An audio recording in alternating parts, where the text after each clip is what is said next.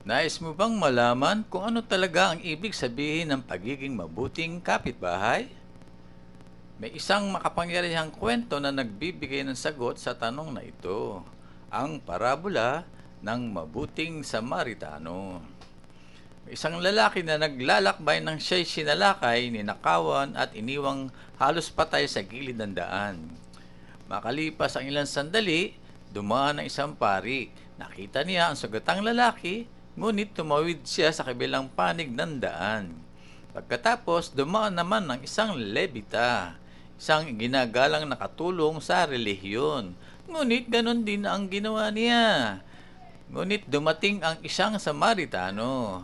Noon, hindi magkasundo ang mga Samaritano at mga Hudyo. Gayunman, nang makita ng Samaritano ang lalaki, napuno siya ng habag. Nilinisan niya ang mga sugat nito, isinakay sa sarili niyang asno, at dinala sa isang bahay panuluyan upang magpagaling. Siya pa ang nagbayad ng lahat ng kailangan, tulad ng mga nagbigay ng tulong sa mga nasalanta nating kababayan sa Cebu. Itinuturo ng kwentong ito na ang ating kapwa ay sinuman ang mas nangangailangan, anuman ang kanilang pinagmulan. Ang tunay na habag ay nakikita sa gawa, hindi lamang sa salita. Salamat sa pananood.